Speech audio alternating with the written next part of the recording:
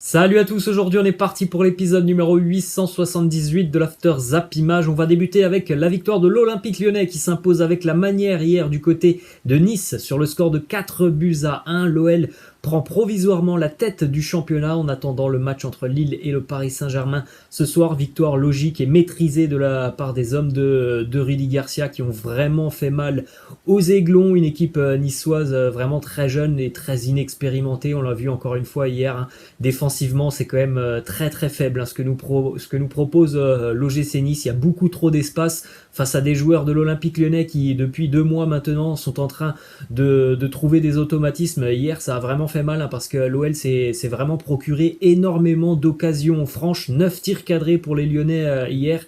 Et en général, c'était des situations très très chaudes dans la surface de réparation de Walter Benitez. Les buteurs lyonnais, quasiment tous les joueurs du secteur offensif ont marqué. Memphis sur penalty, Tino Kalewere, Karl Toko Ekambi et Oussem Aouar. Du côté de Nice, c'est la seule satisfaction quasiment depuis le début d'année. Encore un but pour Amine Gouiri qui a été encore une fois un très bon dans le jeu hier, mais il est un petit peu esselé, hein, quand même du côté de Nice. On a une déclaration du capitaine de l'OL, Memphis, qui nous dit: on est heureux de la victoire, on a fait un bon match et on arrive de mieux en mieux à se trouver devant. J'ai voulu marquer sur le penalty, je n'avais pas prémédité mon geste, on doit continuer comme cela. Il a marqué d'une panenka assez déconcertante puisqu'elle était quasiment tirée en plein milieu du but, et Walter Benitez, il avait quasiment pas bougé, il a fait un petit pas où il avait anticipé, mais le ballon était pas très très loin de lui, mais malheureusement le fait d'avoir anticipé n'a pas permis à Benitez d'arrêter cette panenka de Memphis. En tout cas, comme le dit Memphis, il y a vraiment de très très bonnes choses dans le jeu lyonnais, hein. Offensivement, c'est quand même très intéressant ce que nous proposent les Lyonnais, et même défensivement,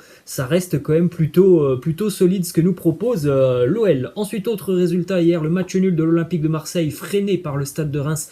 Un but partout, semaine un peu décevante pour l'OM qui a perdu à Rennes, qui perd des points hier face à Reims, un partout. Les Rémois avaient ouvert le score après une grossière erreur et grossière perte de balle de Dimitri Payet au milieu de terrain. C'est Nagatomo qui a marqué contre son camp. Bon, il est assez malchanceux, hein, Nagatomo, sur le coup. C'est Florian Thauvin qui a égalisé juste avant la mi-temps avec une très très belle action collective des Marseillais juste avant la mi-temps, et un service de Benedetto pour Florian Thauvin, le duo qui combine bien déjà depuis quelques semaines, même si c'est vrai qu'en seconde mi-temps, Marseille a quand même manqué de jus, hein. Il n'y avait pas beaucoup d'entrain dans cette rencontre en seconde mi-temps pour l'OM, qui visiblement physiquement était un peu émoussé. Puis après, il faut aussi parler de tout ce qui s'est passé du côté de Marseille après le match face à Rennes, les problèmes autour de Pape Gueye, de l'arbitrage d'André Villas-Boas. Ça a peut-être un peu affecté les Olympiens dans la préparation de ce match, et ça a été compliqué aussi parce que Reims est très bien organisé défensivement. Depuis que Reims est remonté en Ligue 1, on a eu 8 matchs au Vélodrome entre Marseille et Reims. Marseille en a remporté que 2, donc vraiment Reims c'est une équipe qui pose en général beaucoup de problèmes à l'Olympique de Marseille. On a une déclaration de Florian Thauvin qui nous dit: on joue trop latéral, on ne prend jamais de risques.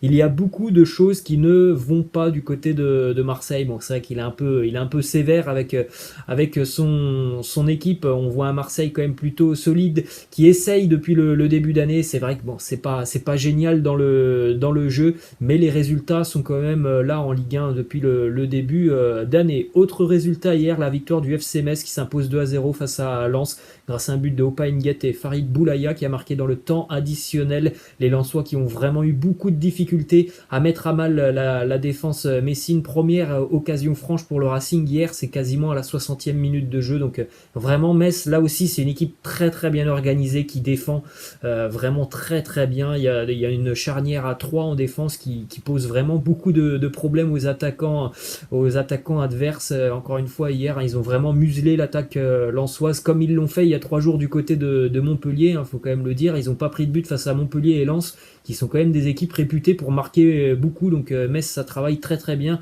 avec l'organisation tactique de Frédéric Antonetti. Deux petites infos qui concernent le Paris Saint-Germain pour le déplacement ce soir du côté de Lille. Premièrement, Neymar est forfait pour le choc face à Lille, et normalement Neymar ne sera pas de retour avec le PSG avant le début d'année 2021. Et autre petite info qui concerne Kylian Mbappé, il souffre toujours de douleurs musculaires et pourrait donc manquer le choc face à Lille ce soir. Donc voilà, il y a peu de chances pour le moment que Kylian Mbappé soit présent face face à Lille. On attendra évidemment officiellement le groupe parisien, mais c'est un gros point d'interrogation et évidemment ça peut changer la donne, hein, parce que déjà qu'on sait que le PSG pour le moment n'est pas très en forme, le fait de ne pas avoir Mbappé et Neymar, ça peut compliquer évidemment le match parisien ce soir du côté de Lille. Ensuite on continue les amis avec ce petit tableau assez sympa qui montre à quel point les droits télé sont très importants pour les clubs de Ligue 1, quel poids ils ont dans les finances d'un club de Ligue 1. Et bien regardez par exemple pour Nîmes, les droits télé au niveau du budget nîmois, et bien ça représente 75% du budget nîmois, donc c'est quelque chose de quand même assez impressionnant, hein, ce genre de statistiques. Donc évidemment il y a beaucoup de clubs de Ligue 1 de Ligue 1 et de Ligue 2 évidemment, hein, qui vont souffrir de ce fiasco Média Pro, hein. Regardez tous ces clubs qui ont plus de la moitié de leurs revenus qui sont générés tout simplement par les droits télé. Direction l'Espagne maintenant avec une nouvelle contre-performance pour le Barça, tenu en échec par Valence de partout. On a revu toujours les mêmes mots, hein, du côté du Barça.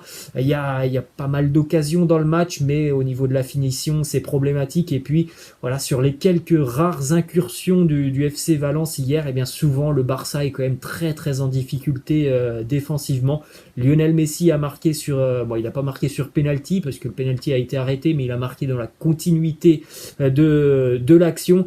Et ce but de Léo Messi permet donc à l'Argentin d'inscrire son 643e but avec le FC Barcelone. Il égale donc le record de Pelé qu'il avait fait avec le club de Santos au Brésil. Quand même une soirée particulière pour le Barça qui ne gagne pas. Mais pour Lionel Messi, c'est quand même assez incroyable, 643 buts.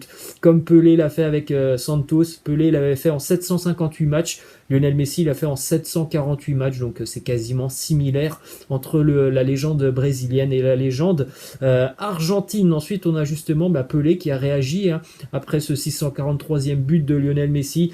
Il a tout simplement félicité Lionel Messi pour ce record historique. Il lui a aussi dit que ce genre d'histoire d'amour entre un club et un joueur allait devenir de plus en plus rare dans le monde du football, donc il était très fier de lui. Il lui a dit aussi qu'il l'admirait pour ce qu'il avait accompli avec le Barça, donc vraiment un très bel hommage rendu par Pelé à Léo Messi. On continue du côté de l'Espagne avec un résultat qui va pas faire les affaires du FC Barcelone, c'est l'Atlético Madrid qui s'est imposé hier sur le score de 3-1 face à Elche, un match assez maîtrisé de la part de l'Atlético, même si la seconde mi-temps était un petit peu plus compliquée. Un doublé pour Luis Suarez, un but aussi pour Diego Costa. Ça fait du bien à Diego Costa. Ça faisait un mois qu'il était blessé, donc hier il était de retour sur les terrains. Il est entré en seconde mi-temps et il a pu marquer. Pour Luis Suarez, hier il a inscrit son 153e but en 200 matchs joués en Liga, que ce soit du côté du Barça et de l'Atlético. Ce sont quand même des statistiques très impressionnantes, hein, pour le Pistolero. 153 buts en 200 matchs joués. Évidemment que Luis Suarez manque énormément à l'attaque barcelonaise. Ensuite, on a une déclaration de Diego Costa après le doublé de Luis Suarez hier. Diego Costa qui nous dit: Suarez, il ne marquait plus un but quand j'étais blessé, ce bâtard, et maintenant que je suis de retour, il marque un doublé. Donc il a évidemment dit ça sur le ton de la plaisanterie. Il a dit que évidemment ça faisait beaucoup de bien à toute l'équipe d'avoir un Luis Suarez décisif. On continue avec une autre déclaration de Diego Costa, donc sur son retour de blessure, et donc ce but hier important. Il nous dit: la vie me met des coups, mais je me relève toujours. On sait que c'est quand même un joueur, Diego Costa, qui a le caractère pour toujours faire face aux épreuves qu'il a pu connaître au cours de sa carrière. On prend la direction de l'Italie maintenant avec la victoire de la Juve qui s'est imposée tranquillement hier du côté de Parme, 4-0, avec un doublé notamment pour Cristiano Ronaldo, un but pour Kulusevski et Alvaro Morata. Bonne opération au niveau du classement pour la Juve qui met la pression sur les deux clubs milanais qui joueront dans l'après-midi.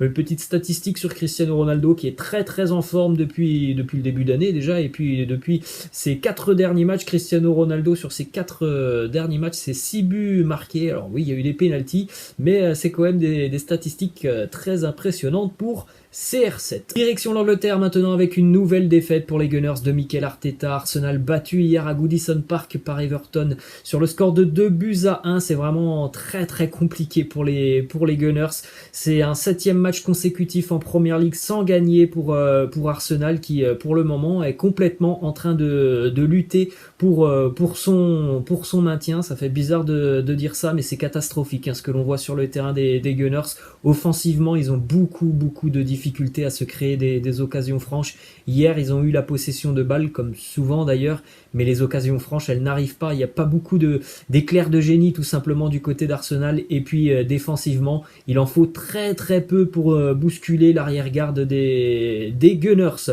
Ensuite, on continue avec le résultat de ce week-end pour le moment en Premier League. C'est la victoire du champion en titre, Liverpool, qui s'impose 7-0 du côté de Crystal Palace.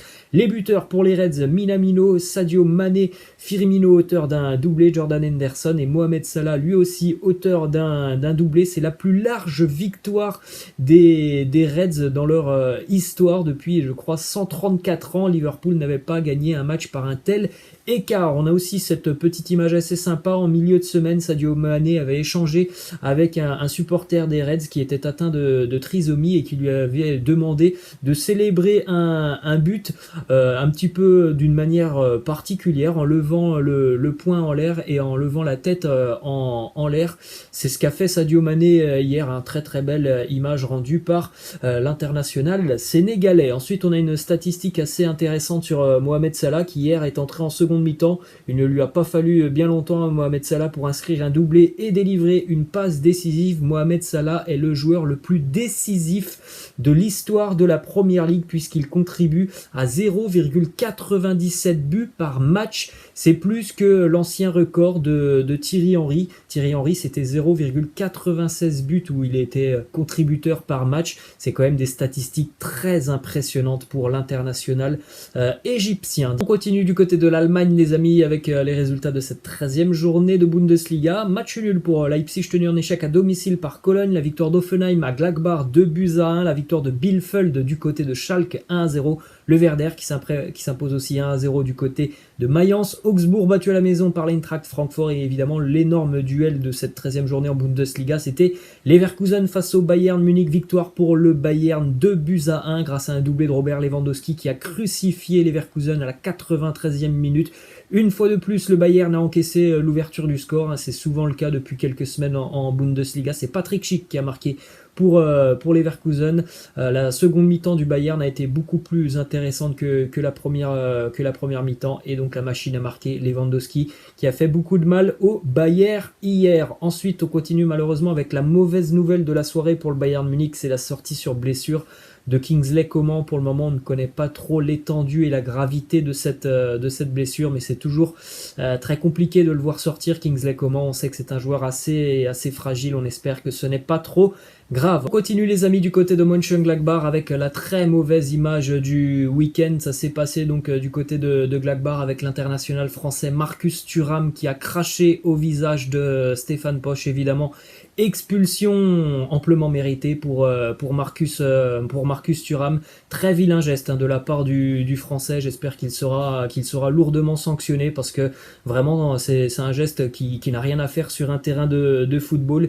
Marcus Thuram qui s'est exprimé juste après le match en disant: aujourd'hui il s'est passé quelque chose qui n'est pas dans mes habitudes et qui ne doit jamais arriver. J'ai réagi de manière incorrecte et quelque chose s'est produit accidentellement et non intentionnellement.